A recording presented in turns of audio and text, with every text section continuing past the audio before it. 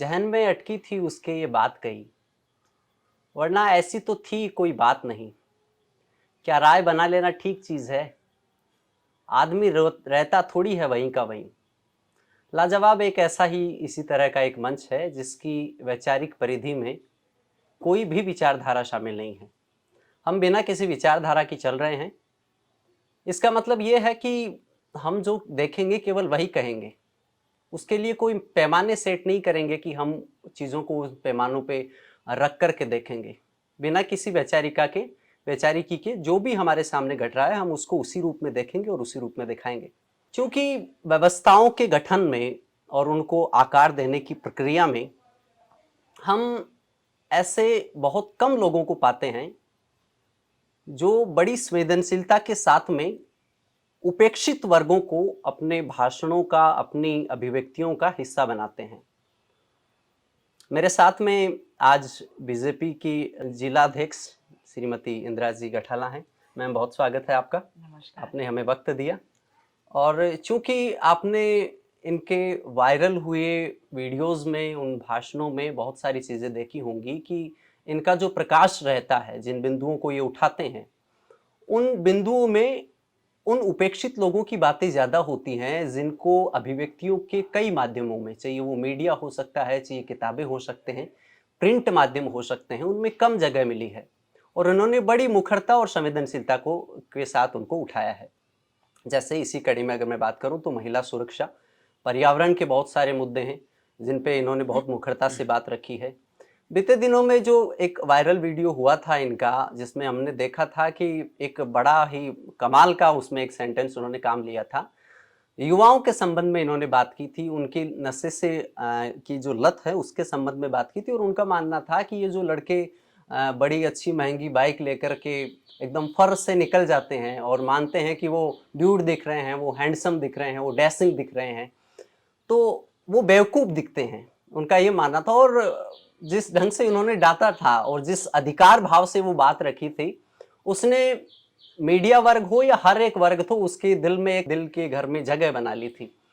Ma'am, ये आपका जो भाषण था काफ़ी वायरल भी रहा और आपने जिस ढंग से चीज़ों को प्रेजेंट किया था, वो वाकई में, जैसे आपने जो युवाओं की जब बात की जाती है तो उनको ये तो बताया नहीं जाता, उनको कहा जाता है कि ये मत करो, लेकिन चूंकि आपने उनको बताया कि ये करो, अगर आप में एनर्जी बहुत ज्यादा है तो आप जैसे नीरज चोपड़ा की तरह भाला फेंक सकते हो। ठीक है, आपने देवेंद्र झाझड़िया का वहां पर उदाहरण दिया था, बहुत सारे आपने उदाहरण दिए थे। आपने ये बताया कि तुम ये करो, आपकी एनर्जी का जो ट्रांसफॉर्मेशन है वो इस रूप में होना चाहिए। आपने बताया, आप मानते हो कि ये चीजें की जा रही हैं, कि ये सवाल बताया नहीं जाता युवाओं को कि आपको ये करना चाहिए, बशर्ते बस उनको रोका जाता है कि आपको ये नहीं करना है, उससे ही गांठ बन जाती है और आपने ये किया।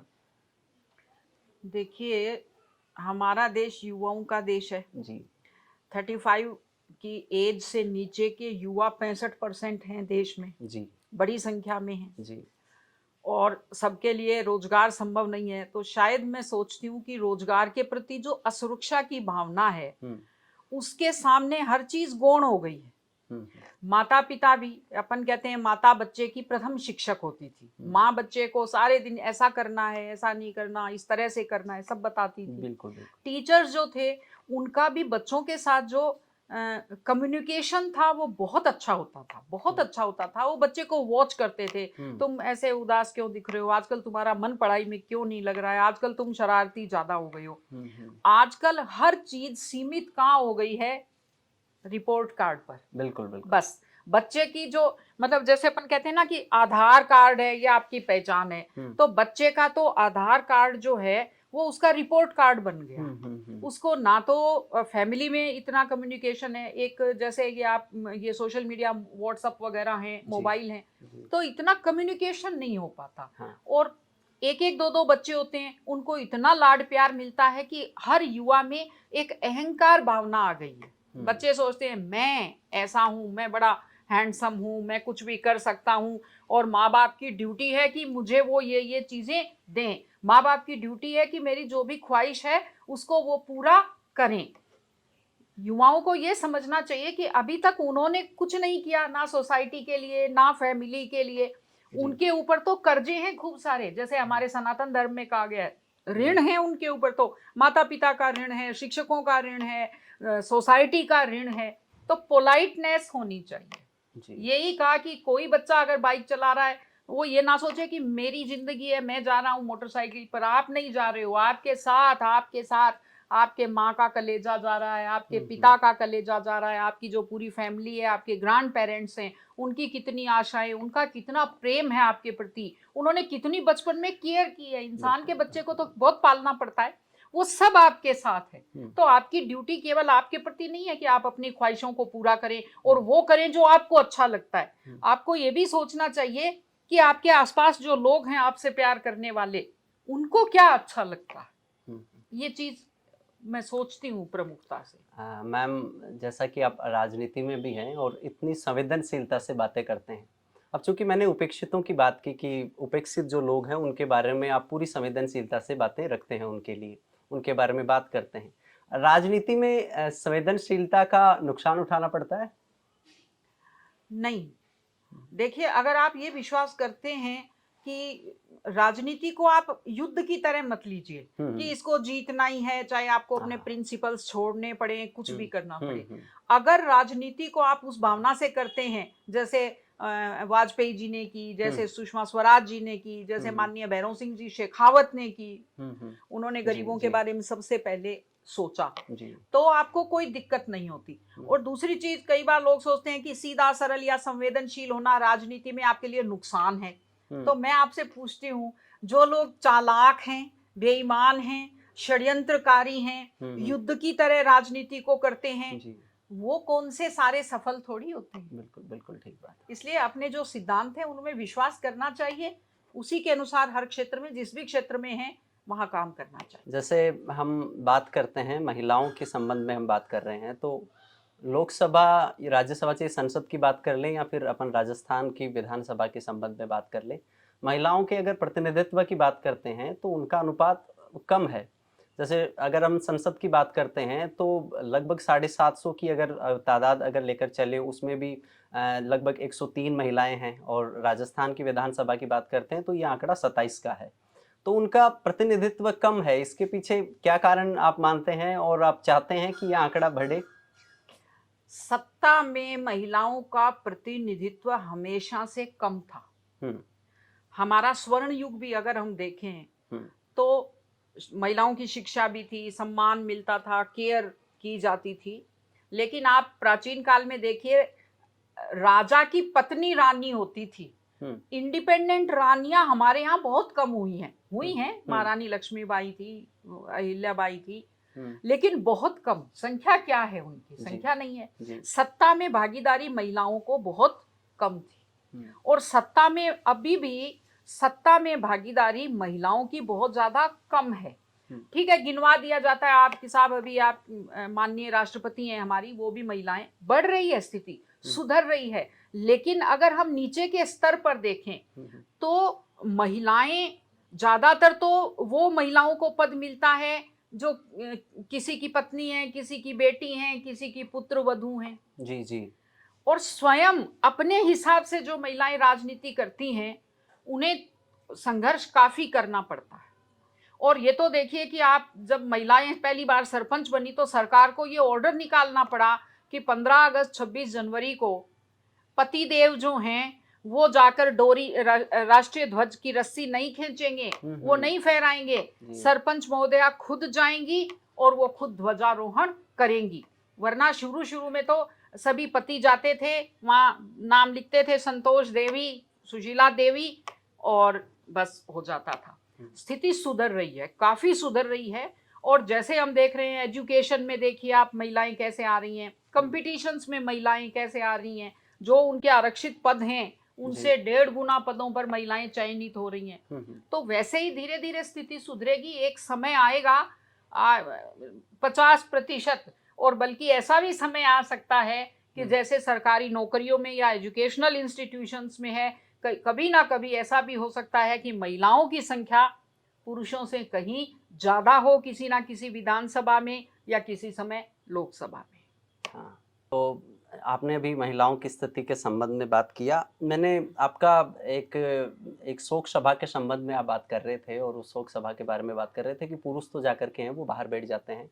हम महिलाओं के बीच में जाती हूँ और वहाँ की जो स्थिति है, उसके संबंध में मुझे पूरी जानकारी रहती है कि वहाँ पर क्यों किस तरह की स्थितियाँ हैं वो घट रही हैं। वहाँ पर उन महिलाओं के साथ है वो क्या-क्या बीत रही हैं। तो आपने कहा था कि जो तेज़ ड्राइविंग वाली चीज़ों पर आपने बात की थी। तो अगर युवाओं को इस संबंध में कोई मैसेज देना चाहें तो? हाँ, देखिए मैसेज ऐसा है कि दुर्घटना हो, दर्द पिता को भी होता है, लेकिन जितना माँ को होता है जो 9 महीने पेट में बच्चे को रखती है, उतना नहीं होता। हाँ। आज एक पति की मृत्यु से जितना एक महिला की दुनिया वीरान हो जाती है, उतनी शायद पत्नी की मृत्यु से पति की नहीं होती। इसकी वजह क्या है कि महिलाएं बहुत ज्यादा संवेदनशील होती हैं। दुख उनको बहुत ज्यादा महसूस होता है। दुख की स्थिति से उबरना उनके लिए बहुत ज्यादा मुश्किल होता है। तो ये चीज युवाओं को याद रखनी चाहिए। मैंने यही कहा था कि एक माँ का चेहरा याद रखना चाहिए हमेशा। एक माँ हमेशा, आप कभी भी देखिए, जिस घड़ी उसका बेटा जाता है उस घड़ी वो इंतजार करना शुरू करती है। जब भी गेट बजता है, आया है कि नहीं, बच्चा आया है कि नहीं। कितनी माँ एक बच्चों के प्रति, अपने बेटे बेटी के प्रति माँ का जो प्रेम है, उससे आप दुनिया के किसी भी प्रेम की तुलना नहीं कर सकते। वो पीड़ा जो है वो महिलाएं ही महसूस कर सकती। तो उस पीड़ा को व्यक्त करने की कोशिश की और युवाओं को समझना चाहिए, वाकई समझना चाहिए। एक माँ के लिए दर्दनाक दृश्य है कि जिस बच्चे को पाला वो बच्चा एक बॉडी बनकर आंगन में आता है, या कि वो बच्चा लड़खड़ाता हुआ नशे में आता है। जिसको उसने चलना सिखाया, वो सिखा भी दिया चलना, वो नशे में लड़खड़ाता हुआ आता है। ये चीजें बहुत पीड़ादायक होती हैं एक माँ के लिए। अगला सवाल आपसे है कि अब इन दिनों बड़ी चर्चा चल रही है इस देश में, बहुत सारी व्यवस्थाओं में, कि वंशानुगत बहुत हावी है। मतलब उन पदों के ऊपर इस क्रम में होता है कि पहले पिता था तो उनका बेटा है, फिर बेटी है। अनिवार्य नहीं है, ये हो सकता है कि उनका जो बेटा बेटी है वो भी योग्य हो, लेकिन ये हो सकता है, ये बिल्कुल संभव है कि वो भी योग्य हो, लेकिन अधिकांश मामलों में ऐसा नहीं भी हो सकता है। और इस रूप में इन दिनों एक विमर्श पूरे देश में वो इस तरह का चल रहा है, चूँकि भारतीय जनता पार्टी तो इस चीज़ को बड़ी मुखरता से उठाती है, उन पर बात करती है। तो अगर, और धन बल की भी बड़ी भूमिका हो गई है, जो लोग राजनीति में आना चाहते हैं, चाहे वो लड़कियाँ हों आज की उम्र की या वो लड़के हों, तो उनके लिए आसानी किस तरह से हो सकती है राजनीति में आने के लिए इन तरह की परिस्थितियों में? 2 प्रश्न हैं आपके। एक तो वंशवाद पर है। जी। देखिए, वंशवाद को भारतीय जनता ने नकारना शुरू कर दिया है। ये आप एक सबसे पुरानी पार्टी की जो हालत देख रहे हैं, वो इसीलिए है कि वंशवाद पर वो लोग चले। भारतीय जनता पार्टी में वंशवाद को स्थान नहीं है। और देखिए, वंशवाद, कोई जरूरी नहीं है संतान उतनी योग्य हो भी सकती है और नहीं भी हो सकती है। मैं आपको एक उदाहरण दूं, सुनील गावस्कर वर्ल्ड के किसी समय नंबर 1 बैट्समैन थे, लेकिन उनके बेटे का तो कभी इंडियन टीम में सिलेक्शन ही नहीं हुआ, अच्छा परफॉर्म करना तो दूर। अमिताभ बच्चन के बेटे अमिताभ बच्चन की का कहीं मुकाबला नहीं कर पाए अदाकारी में। हेमा मालिनी की बेटी हैं, वो उनके सामने कुछ भी अभिनय के क्षेत्र में प्राप्त नहीं कर पाई। दूसरी चीज भी हम देख सकते हैं कि साहब ठीक है, जैकी श्रॉफ के बेटे हैं, वो अच्छा ही कर रहे हैं, और योगराज सिंह जी कुछ नहीं कर सके, लेकिन उनके बेटे युवराज ने अच्छा किया। तो जहां प्रतिभा है, लगन है, मेहनत है, वहां कुछ मामलों में ये चीजें हो सकती हैं। लेकिन किसी उभरते हुए कार्यकर्ता की हत्या करना और फिर उस जगह जबरदस्ती किसी अयोग्य व्यक्ति को थोपने का प्रयास करना, वो जैसे महाभारत काल में दुर्योधन को थोपने का प्रयास किया गया था, तो वैसे प्रयास होते हैं। लेकिन धीरे धीरे जनता जब इन चीजों को नकारना शुरू कर देगी तो ये चीजें खत्म हो जाएंगी, हम ऐसी उम्मीद करते हैं। तो ये हमारे साथ में इंदिरा जी मैम थी, जिलाध्यक्ष हैं बीजेपी के, और बहुत सारे मुद्दों पे इन्होंने बड़ी मुखरता से बात रखी है। और चाहे वो महिलाओं का प्रतिनिधित्व हो राजनीति के क्षेत्र में, इसके अतिरिक्त प्रतिभा की जो परिभाषा क्या होनी चाहिए, युवाओं के संबंध में भी बात की है। मैं एक सवाल पर्यावरण के संबंध में भी आपसे कर लेता हूँ। जिस तरह के पर्यावरण के संबंध में अगर आज चीज़ें देखें तो वो वातानुकूलित चीज़ें ज़्यादा घटित हो रही हैं। लोग प्रकृति की तरफ उनका जो उन्मुखीकरण था, जो उन्मुख होते थे, इनसे प्रभावित होते थे, खिलखिलाते थे, पेड़ों को देखना, फूलों को देखना उनके लिए एक नए तरह का जीवन का घटना था। लेकिन ये चीज़ें लगभग हैं वो अब बंद होने लगी हैं। एसी के कमरों में बैठ के कंप्यूटर स्क्रीन पे लगातार काम करते जाना, इससे उनकी स्वास्थ्य की जो हालत है, उसके संबंध में भी हमें अंदाज़ा है। तो वो क्या तरीके हैं कि जिनके माध्यम से, चूँकि पर्यावरण भी मुरझा रहा है और हम उन्नति के उस राह पे पहुँच चुके हैं। मुझे लगता है कि आपको इस संबंध में क्या मानेंगे कि क्या इतनी उन्नति पर्याप्त है कि अब हमें पर्यावरण की तरफ उन्मुख होना चाहिए, या इसके बारे में कोई नहीं, आपका मिला-जुला वो हम जब सुझाव? छोटी क्लास में थे तो एक वाक्य लिखा रहता था पुस्तकों में जी, कि आज मानव ने प्रकृति पर विजय पा ली है। बिल्कुल, बिल्कुल। वो मेरे ख्याल से बच्चों को पढ़ाया जाने वाला सबसे खराब वाक्य था। हुँ, हमारे जो पूर्वज थे वो प्रकृति की पूजा करते थे। हुँ, जैसे बेटी विदा होती थी तो पहले जो पानी का परिंदा होता था उसकी धोक लगाते थे, हाँ, रसोई के चूल्हे की धोक लगाते थे, जो जहाँ मिठाई रखी होती थी, अन्न का भंडार होता था, वहाँ धोक लगाते थे हम। पीपल की, तुलसी की, बड़ की, तालाब की, जल की, सब चीज़ों की हम पूजा करते थे। हाँ, और मैं आपको बताऊं, मुझे याद है जब हम छोटे बच्चे थे तो बुजुर्ग कहते थे कि नमक को जमीन पे नहीं फेंकना, आंखों से चुभना पड़ेगा। हाँ, हमें बड़ा अचंभा होता था, आंखों से कैसे चुभना पड़ेगा? इसका मतलब ये था कि नमक सबसे सस्ता था। हाँ, अगर सबसे सस्ती चीज को भी आप वेस्ट करते हो तो आपको पाप लगेगा। बिल्कुल। ये भावना हम आगे से आगे, हमारी पीढ़ी उसके लिए दोषी हो सकती है कि हाँ, आगे से आगे बच्चों तक पहुंचा नहीं पाई, हुँ, और ज्यादा स्मार्ट बनने के चक्कर में, फास्ट बनने के चक्कर में, यूज एंड थ्रो वाली चीजें इस हुँ, काया को बहुत ज्यादा सुख देना शुरू कर दिया। ना गर्मी सहन कर सकते हैं, ना सर्दी सहन कर सकते हैं, ना मोटा अनाज खाना चाहते हैं, जो चाहिए वो तुरंत चाहिए, अभी ऑर्डर कर दो।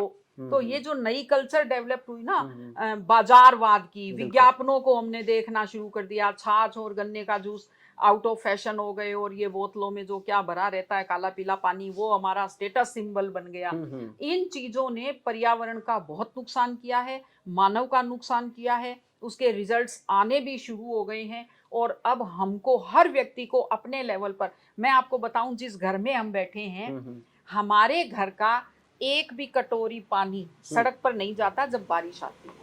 पिछले साल एक दिन 11 इंच पानी बरसा था। हुँ, हुँ, हमारे घर का पानी कहीं सड़क पे जाकर कीचड़ नहीं बना। हुँ, पास में हमारा खाली प्लॉट है, पेड़ पौधे लगा रखे हैं, पूरा पानी पाइप से जाता है, वहां जाता है। जी, और ये जो पानी है जहां हम बैठे हैं, इसके लिए हमने एक नीचे कुंड बना रखा है, चार तरफ से पक्का है, पैंदा कच्चा है, हुँ, पूरा पानी जमीन में जाता है हमारे घर का।